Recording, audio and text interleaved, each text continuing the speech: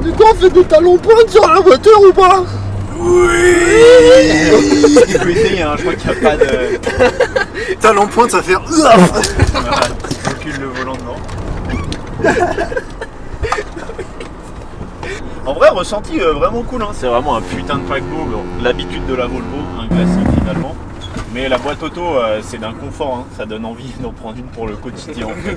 Ça donne envie de se laisser dépasser par la peur que ça pète. Si on prend des bonnes boîtes auto, enfin je veux dire, celle-là elle a quasiment, enfin je crois qu'elle a jamais été changée, elle a 520 000. Ouais. Voilà quoi, je pense qu'en utilisation cool, il y a des boîtes, tu peux faire confiance. Mais le fait que tout soit ambré. Ah, une boîte là. Ah non, celle-là c'est celle qu'il faut. Oh non, c'est la boîte maudite, elle ne se ferme jamais. Et c'est pas celle-là non plus, c'est une soft lock.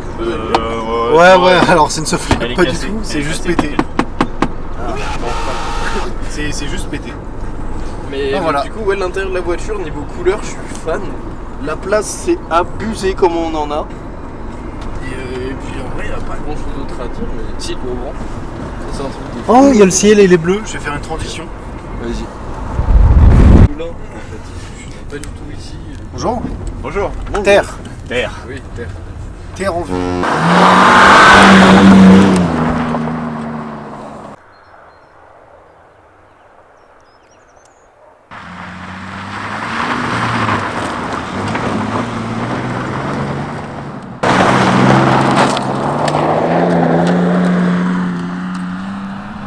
Bon bah ça c'était évidemment les petits essais avec la Merco. On voit comment ça réagit et puis voilà.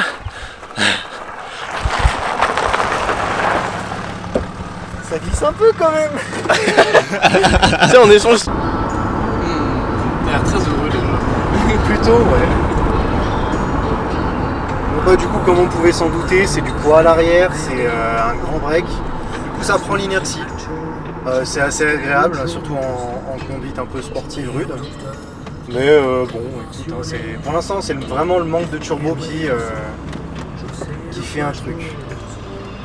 Parce que du coup, on a toujours le turbo, mais il se met en mode dégradé. C'est quand il veut. Voilà, c'est ça. Nice. Ça, c'est pure vous.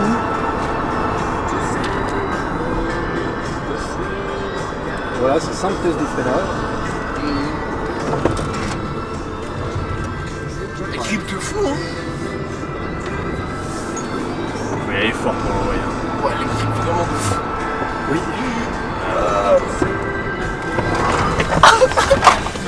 Du coup, il y a l'avant qui a glissé. Je me suis fait mordre. Prends le matériel. Je me suis fait éclater la gueule. C'est dans la merde. C'est de la merde. On est dans la merde. C'est clair. On est tous dans la merde.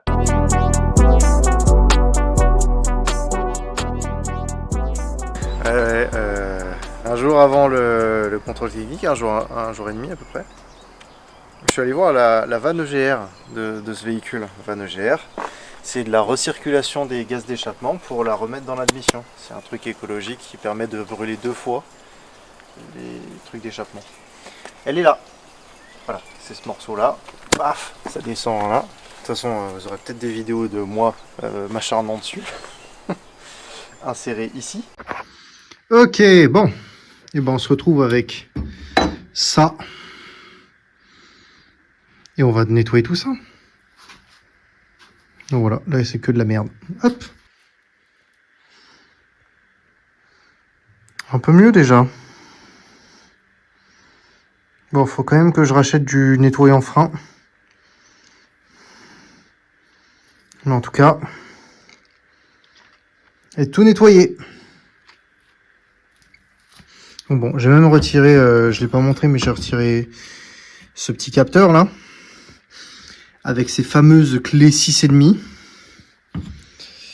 Comment j'ai fait? J'ai pris une 6 et j'ai tapé. Voilà. Parce que putain, ils font chier les ingénieurs avec leurs demi-clés là. Donc voilà, c'est sorti. J'essaierai de le remettre et voir si c'est ça. Si c'est pas ça, bah je sais pas encore ce que c'est. Faudra investiguer. Mais en tout cas, on aura déjà écarté une piste. Donc voilà, et au moment où j'ai voulu la redémarrer,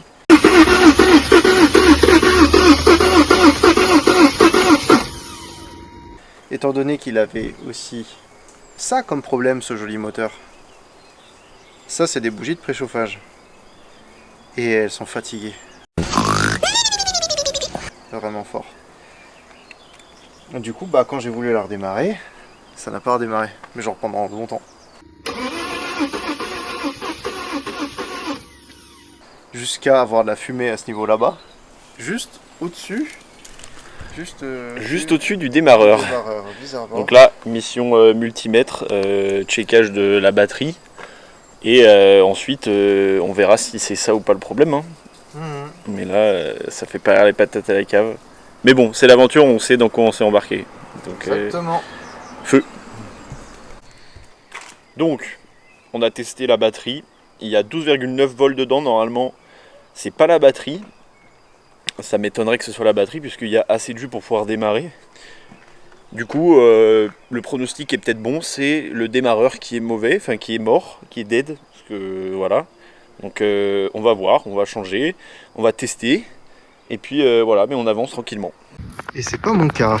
C'est pas tout cas, t'es incompétent. Je suis en position latérale de sécurité. Non, mais là on va pouvoir faire un format Instagram parce que t'es en... Mon Dieu. Ça, mis en portrait, ça va être magistral. Qu'est-ce que tu nous fais, Timothée? Je suis en train de démonter le démarreur qui est genre dans une position inadéquate pour travailler. Je dirais même une position latérale, en mode sécurité. C'est un enfer. C'est un enfer. Le nouveau démarreur, Qui est en train d'être voilà, changé. qui a bien la couronne là, le machin qui cause... Voilà. C'est le turbo, je crois. Non, celui-là aussi il fait ça. Eh si, hein. Bah, il a les dents ici qui sont un peu usées, mais les dents sont pas si moches que ça, quoique pour certaines elles ont l'air d'avoir un peu vécu. Les dents... En revanche, c'est surtout ce moteur-là qui a pris, et là on voit bien où il y a eu du brûlé, et ça a fait fondre le tout. Donc à mon avis, c'est ça qui a brûlé. On va peut-être essayer de démonter pour voir ce que ça donne. Ouais. Oh, celle-là, elle veut tellement lâcher vite. Ça se trouve, il y a du cuir et beaucoup à vendre dedans. Et tu te calmes là, l'entrepreneur. Enfin voilà, c'est sorti, c'est tout bon.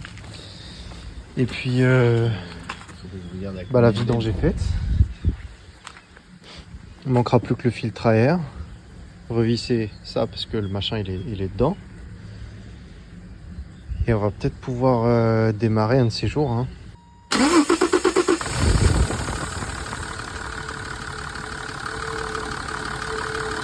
Bon, en revanche, il va falloir vraiment réparer la fuite de liquide de refroidissement. D'ailleurs, oula, je sais pas d'où ça vient, parce que là ça va pas du tout. Ici, à cet endroit là exactement, il y avait une fuite de liquide de refroidissement depuis que j'y avais touché. Parce que j'ai essayé d'accéder à ça en dessous, à vanne EGR, et du coup, j'ai enlevé cette partie-là. Ce qui a fait que j'ai dû démancher. Je l'ai remise avec un joint, notamment. Et on verra si ça va mieux ou pas. On verra bien.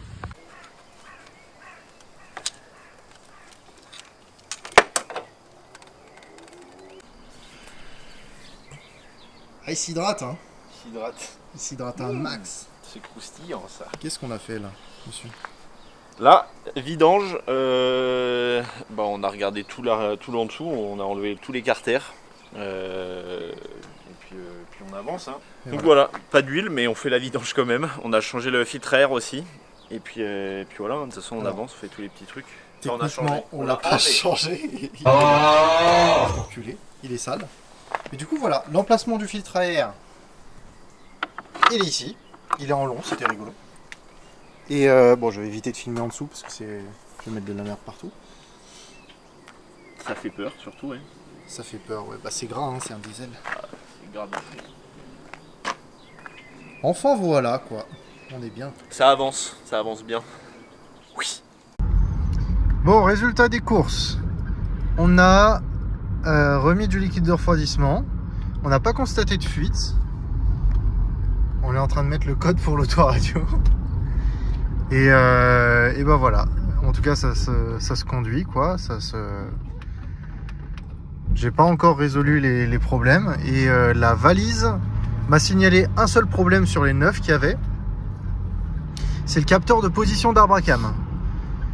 Donc on va voir ce que ça donne. Je vais en commander un, ça devrait pas coûter trop cher normalement. Et voilà. Sinon rien de spécial à signaler, mis à part les problèmes qu'on avait déjà décelés. C'est-à-dire les suspensions qui couinent un peu et puis tout le reste. Voilà. Tout simplement. Comment tu valides cette merde? Comment je valide? Ouais. Non. Raté. C'est pas ça. Ça fait deux fois que je fais ça. Et là-haut, c'est voilà. Vous n'entendez pas de toute façon. Cette boîte est folle. Vous captez. Bon, qu'est-ce qui vient après? Là, tu vois, la voiture, elle est toute prête. Et j'ai commencé à poncer. Pourquoi on ponce? Parce que sinon la peinture en bombe, elle accrochera tout simplement pas à la carrosserie de la voiture. Donc on va devoir poncer toute la carrosserie pour mettre la peinture, puis faire les effets, les autocollants, tout ça. Donc, c'est parti.